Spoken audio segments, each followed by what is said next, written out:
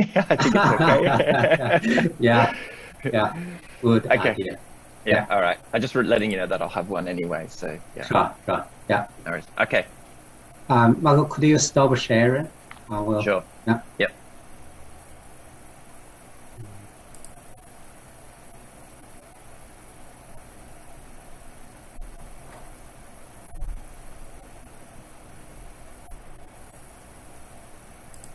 Can you see my screen? Yep.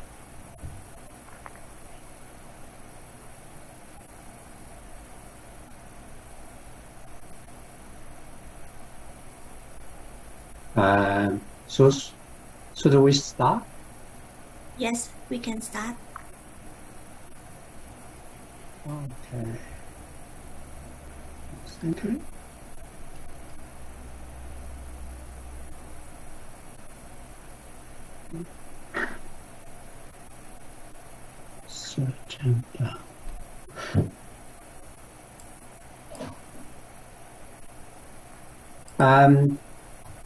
Good morning, everyone. Welcome to today's seminar, which is organized by ARC Research Hub for Energy Efficient Separation, Monash Membrane Center for Membrane Innovation, and MSA.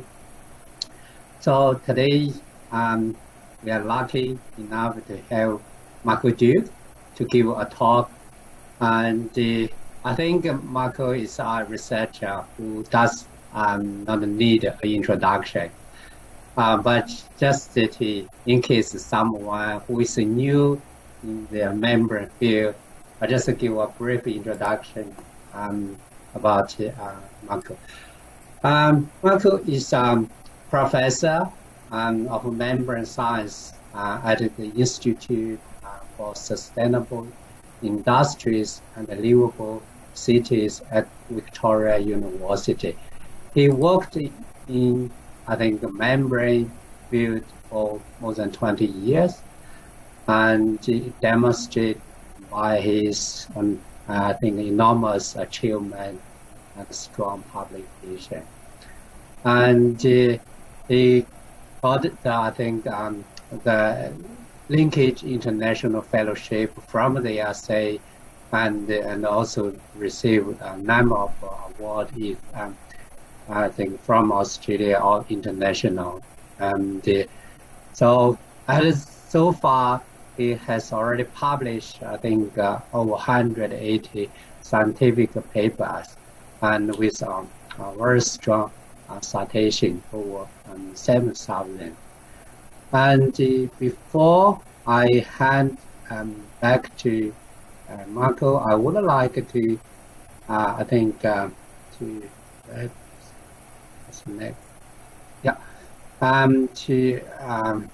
announce something about the housekeeping, because this is a Zoom webinar, so please keep your microphone on mute. And if you have any questions, and you can post your question in the chat box, either during this talk or after Marco's talk. And that's all from me. I will stop sharing and hand back to Marco. Okay, yeah, thanks Zhiwang, for the very kind introduction. I think you can hear me all right. I'll start sharing my screen.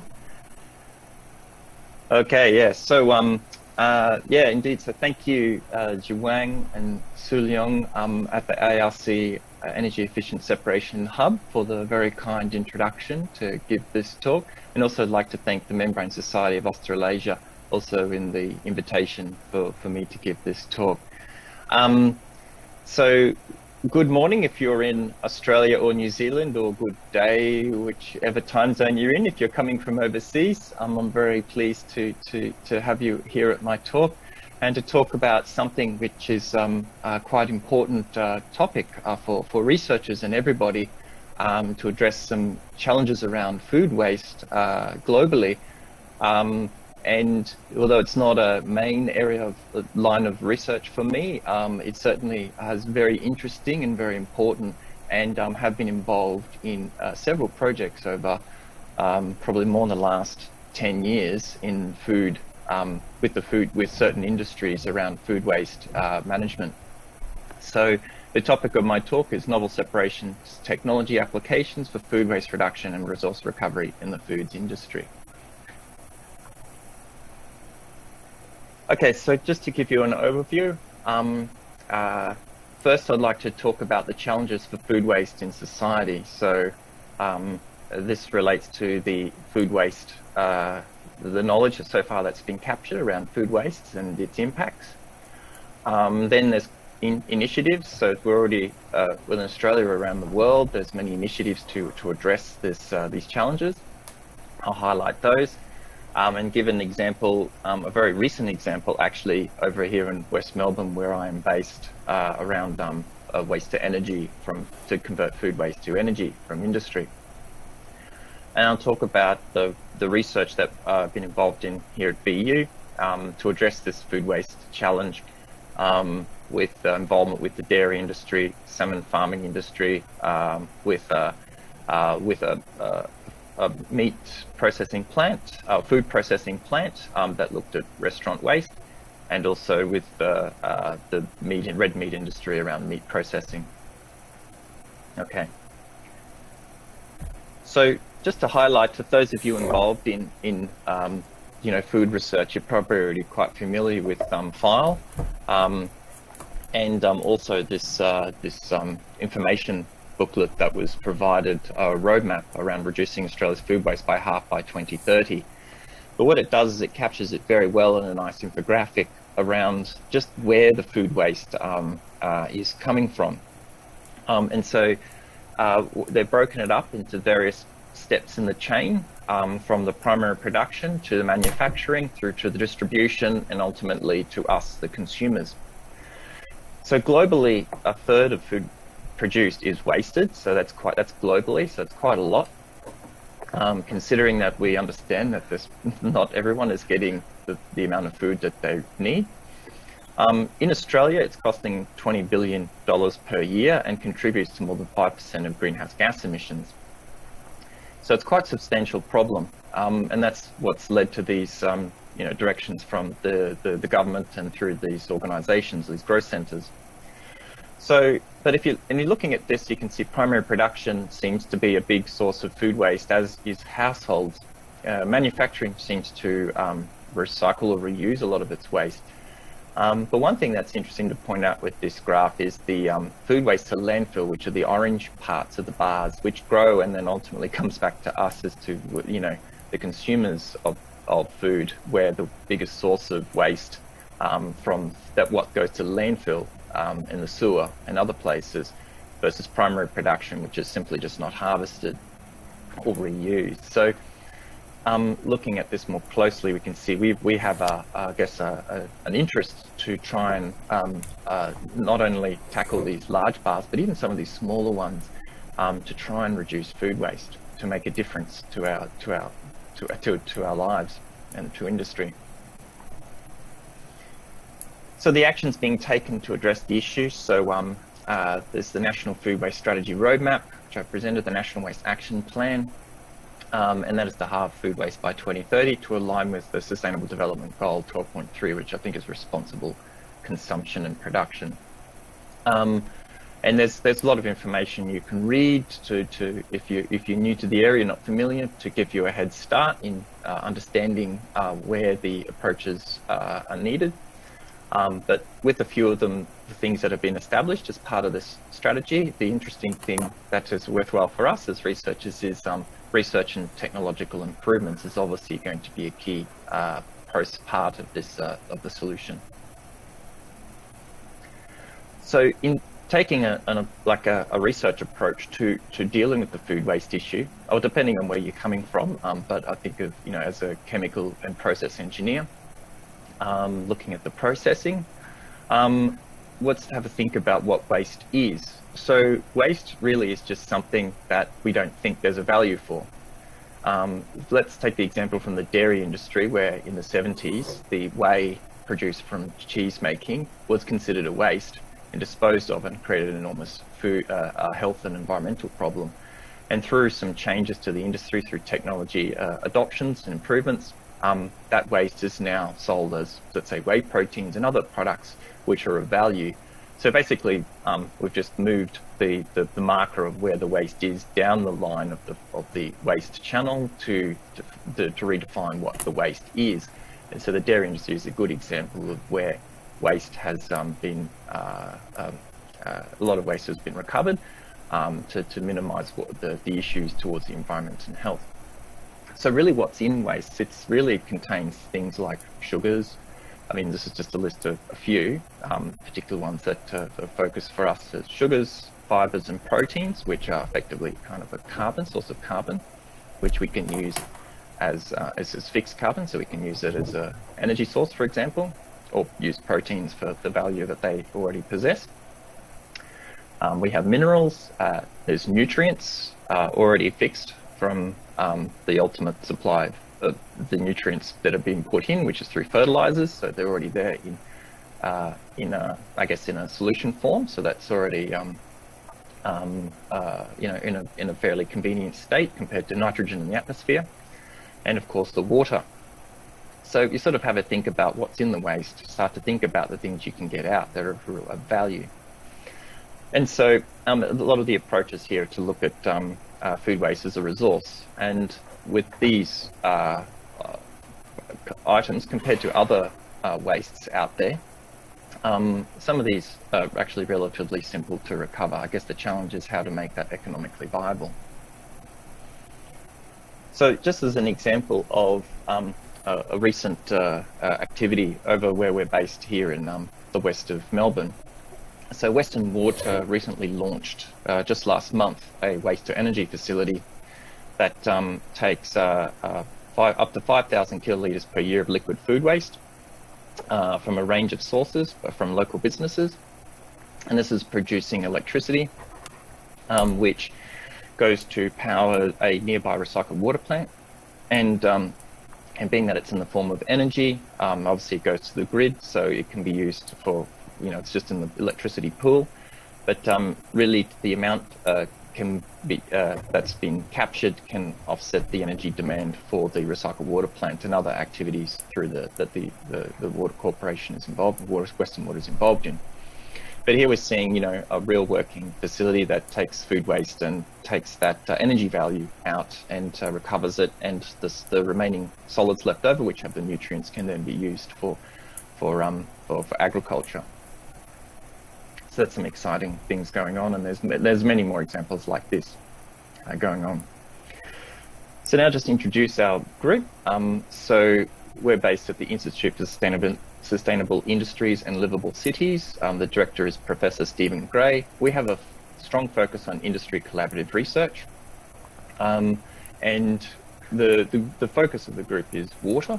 But within that, through the technologies that we work on, foods has a lot in common with the water focus group that we could mostly blame our involvement, the area that we're involved in. So we look at membrane technologies plus other technologies, including biological processes in water treatment and food processing. So we're based, our head campus is in Footscray Park. I'm located in the Werribee campus, near the Werribee Mercy Hospital on Hoppers Lane. So what I'm going to talk today about are the technologies for the food waste treatment. One focus area that we're involved in quite a bit is membrane distillation. So I'm going to talk a bit about the work we've done on dairy waste and products concentration, and meat waste concentration and resource recovery. And for those, just a quick introduction to the technology. For those of you not familiar, essentially membrane distillation takes a hot saline solution or solution with solids that are non-volatile, and it's cooled on the permeate side to extract a permeate, a condensate which, with things that are non-volatile, effectively becomes a desalination or a dewatering type of process. Also, too, we looked at membrane filtration for meat waste fat recovery. So we looked at metal microfiltration. We also looked at reverse osmosis, more established technologies for the salmon farming case, and more recently liquefaction, which is the conversion of solid to liquid waste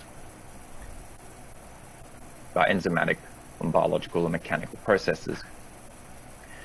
So now, now we're looking at the applications for MD membrane distillation in dairy. So this is work we completed many years ago, and this is working with, at the time, Dairy Innovation Australia, who's now Dairy Australia, has picked that entity up.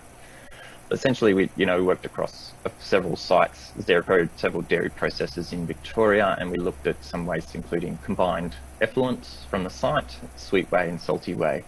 Now, for those of you involved in dairy, probably quite familiar with those being challenges in dairy industry for waste recovery and value adding.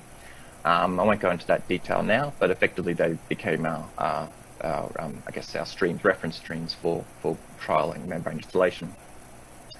Generally speaking, before I clicked. So this is a picture. This is our bench test membrane. When things are going well, it stays white.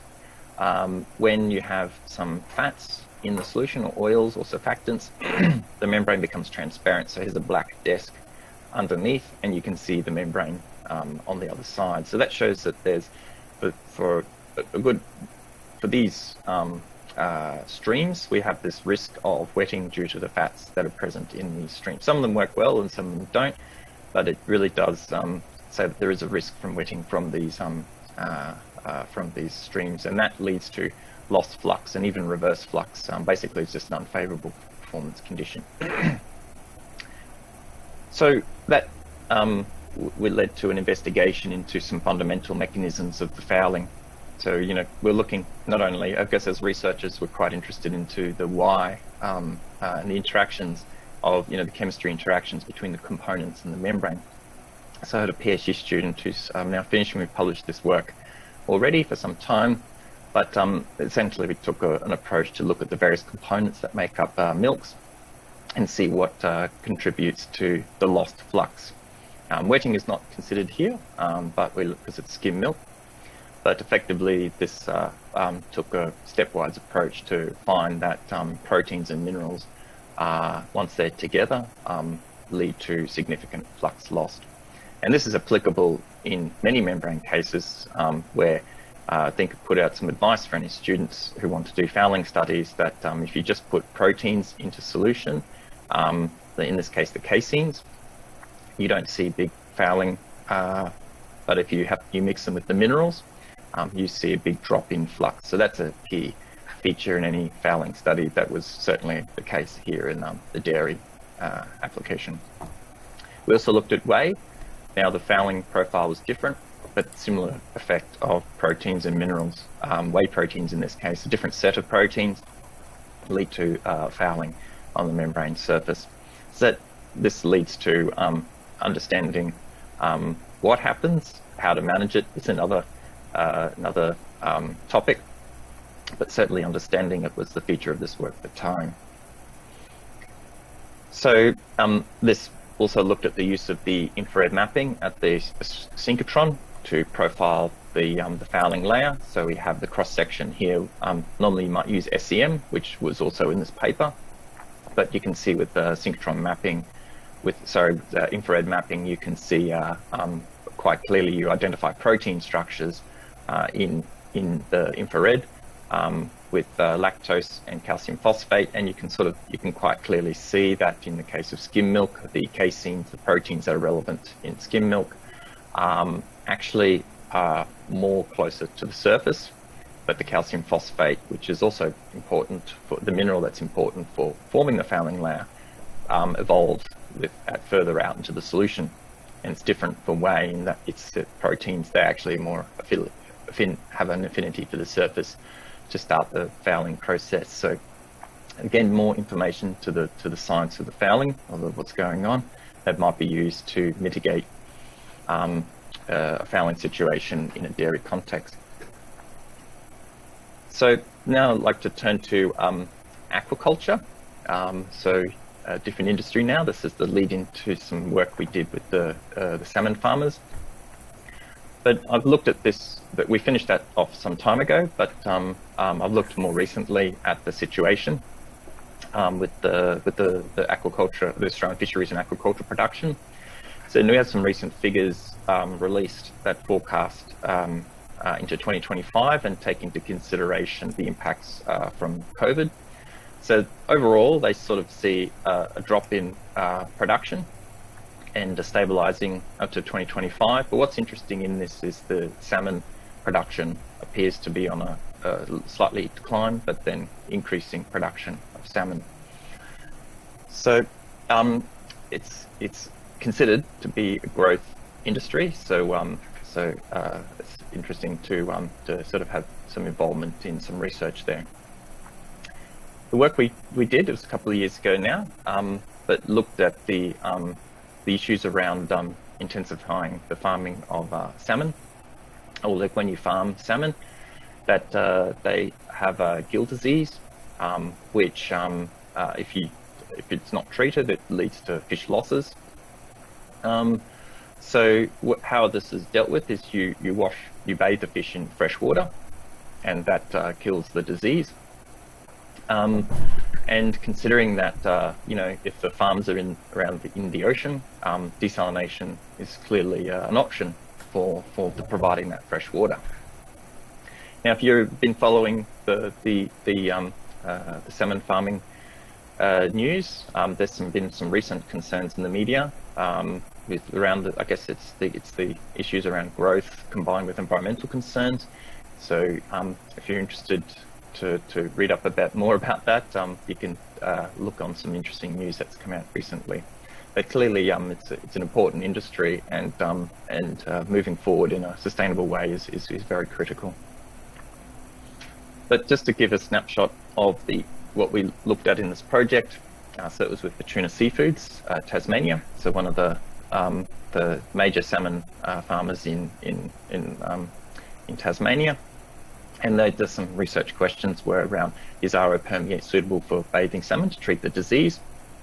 Looking at the cost, is desalinated water low cost enough? Because we already understand that desalinating water is considered to be an expensive source of fresh water compared to other sources. So that question was added to the research. And where should the desalination be conducted, onshore or on ship? So we ran some models, and we've completed that, and hopefully soon we can prepare a publication out of that. The next one I'd like to talk to is another project that is just more recently finished. That's with Peerless Foods, a major food producer based here in West Melbourne. And the topic here was restaurant and cafe wastes. And so 40% of Melbourne's food waste comes from our households, cafes and restaurants. So there's an interest there to look at some solutions around tackling that issue and that waste problem. Just to give an overview of the current situation. So, as I showed in the earlier slide, a lot of that waste that's produced in the households would be going to landfill, although I know a lot of councils are implementing food recycling or capturing food waste from the households and finding value, setting it off to recover resources from that. But the current situation is that the food is sent to landfill. That's certainly the most economical, and it leads to methane emissions. And here's just an example of how those methane emissions, the landfills contribute a lot to methane greenhouse gas emissions. And therefore is a problem that needs to be addressed. And certainly we want to try and minimize organic waste that has, as I mentioned earlier, has things in it which are of value. It seems like such a waste to put them to landfill. So we need to find ways to make it economical to capture that that value. Call you back in the afternoon, is okay? So as I mentioned before, with this few policies and not regulations to try and to steer away from landfill as a way out for the food waste, and there's an increase in waste management costs for small waste. Is there increased management costs? And the current situation is obviously going to become more expensive, not only not sustainable, but the landfills, even in the US, they're banning food waste in landfills. So these are, things that are going on right now. So definitely need to find a way to resolve this situation. So the question raised was, what are the alternatives to landfill available, and what can be done on site or in a community of let's say, restaurants and cafes to manage their food waste in a more sustainable way. So the one that was of particular interest, I won't talk about liquefaction yet, but there is a range of technologies available that can deal with this, that are available, and some are new. And one that's relatively new is liquefaction. Effectively, the restaurant, depending on the size, that they can range from small to large, but a site can put their food waste into this machine, and it uses an aerobic process that generates a liquid output. So effectively just converts the solid to a liquid. It uses water and enzymes. It uses mechanical action, partially breaks down the food. But of course, there are some questions raised about now solid waste is now becoming a liquid waste. If it goes into the sewer, then we're quite familiar that BOD charges into a sewer can be quite high. So that's something to flag in considering this as a technology as we move forward. So we've run some models, and we've currently working on a publication. But I just want to show this as an example of some activity going on. So we're looking at the case of effectively just broadly scenario one, which is landfill, which uses roads to dispose of waste and goes to landfill, versus using the underground sewer network and the treatment plant as the alternative that this technology provides. So plus a few other options, including dehydration and incinerators, which are technology from long ago. How does the situation weigh up in considering all these factors? So last part I'd like to talk about is meat industry wastewater, which has inspired some not only some practical work, but some interesting scientific work that I'll show something that we're in the process of publishing. But as we know, the Australian red meat industry is a very important industry for the country, and it generates large wastewater volumes, and they're generally quite high in organics, as you could imagine, and nutrients. And there's treatment processes. The industry is already pretty progressed, well progressed into dealing with this. But there's still opportunities or interests in order to capture value from the wastes as the technologies become available. At the moment, you can recover the energy as biogas, and that's done. Particularly with the rising prices of gas, this is quite an attractive option. You can recover water and nutrients and other valuable components. And it was this last one, the valuable components, that's the focus of the work that we got involved in. Just to give you an example, a large facility can save $6.5 million a year in preventing these components from going to the sewer. So there's certainly business incentives to look at novel approaches to capturing value from waste. So what we looked at is a project with Australian Meat Processor Corporation. The reports are available online for those of you looking to see the results.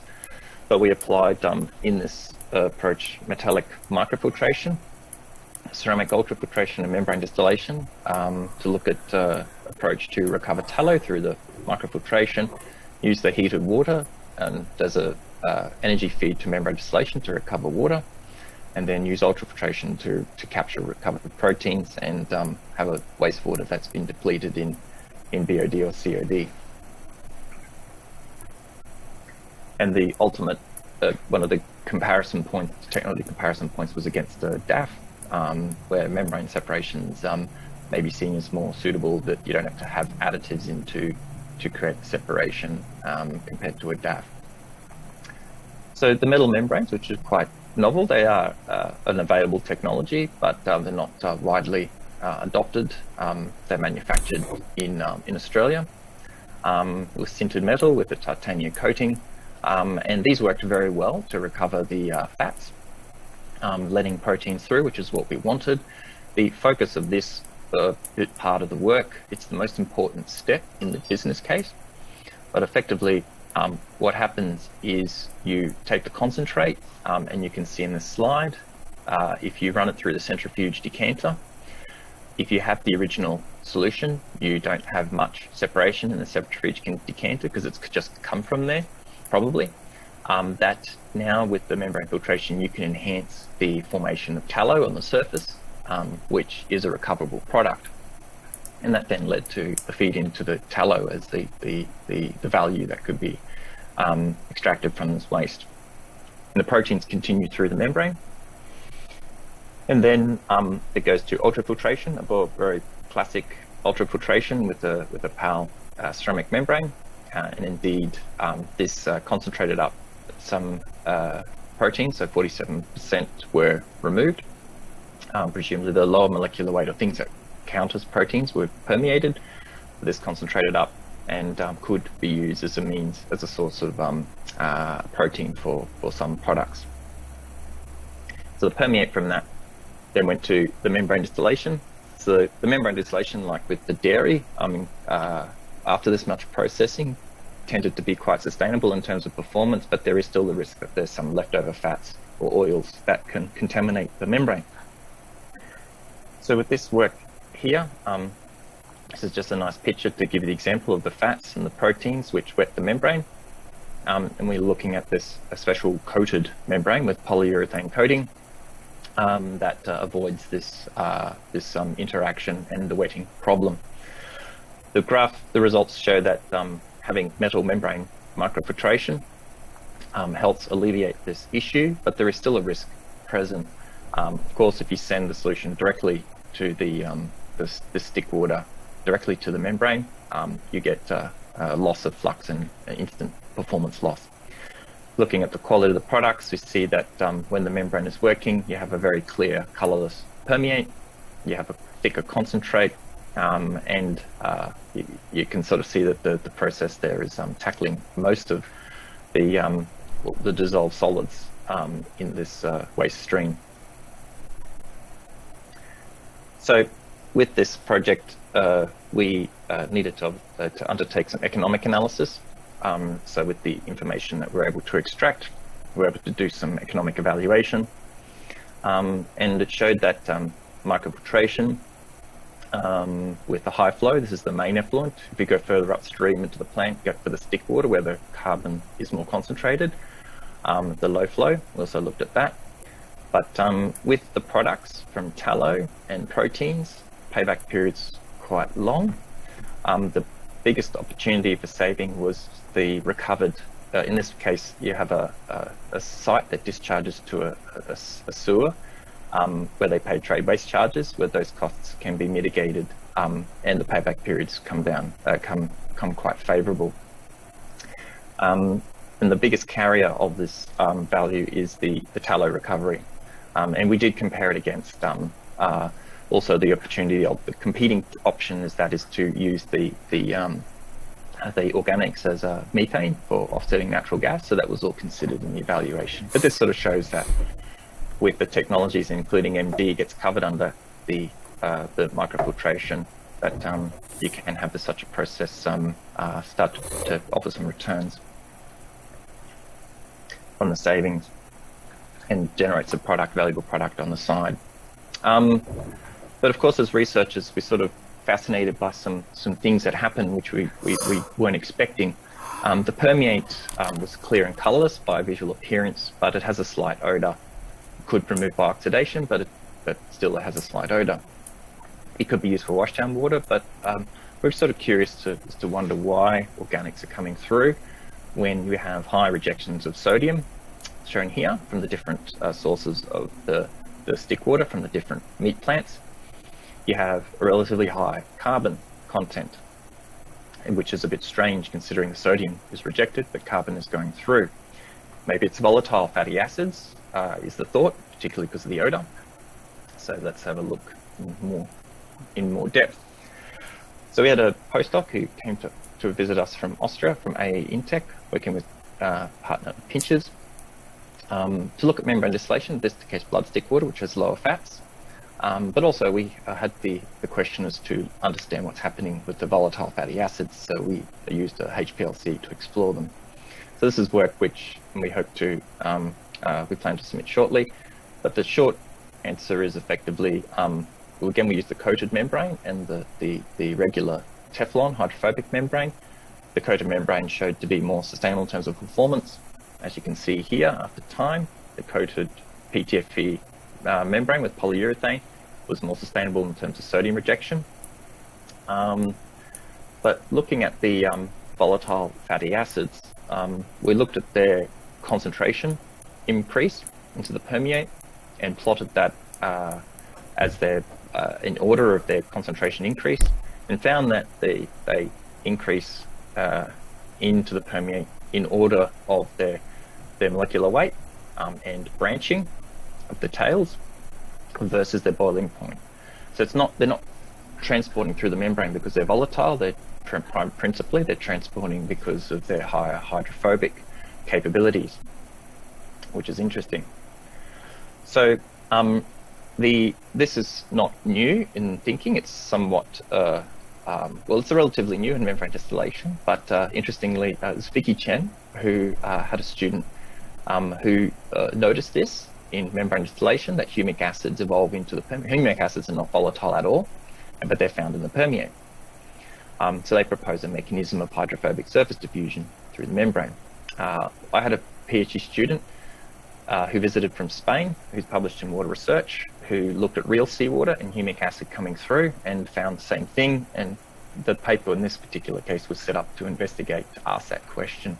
So it indeed does happen, and it's a new kind of finding, something to consider when considering membrane distillation in an industry application. So that's what I wanted to leave you on for today. Looks like I've sort of finished with enough time for questions, but just in summary, yeah, just to point out that food waste is a major issue worldwide in Australia. Significant, there's opportunities, you could say, so challenges, but opportunities around significant waste can be minimised by improved practice and technologies. Among the many things that can be considered in the whole food chain. Australia's already established some initiatives towards this, and at VU we've been working with a few partners to look at membranes and other technologies to recover value from the waste or reduce its volume or its impact. But those, I mean, all the work that's being done is little pockets of interest with specific questions, but anyone who wants to look into the challenging, addressing the issue, it's a very complex problem, and any solution is going to require multidisciplinary research and involvement with the industry. So that's all from me, and before I hand over to Zhuang, I'll make a promotion for our conference coming up. So we really have fingers crossed and high hopes that we'll be able to, we're meeting in person now in Australia, but the rest of the world we can meet up with again in just over a year from now, in December in 2022 in Melbourne. Me on behalf of the committee and my co-chair, Professor Zhuang Zhang, I'd like a warm welcome and invitation to IMSTEC 2022 in November, which is organised with the Membrane Society of Australasia. So thank you very much, and over to you, Zhuang. Thanks, Michael. Hello, Ryan. And do you have any question? You can either, I think, unmute yourself to ask your question to Michael directly, or you can put your question in the chat box.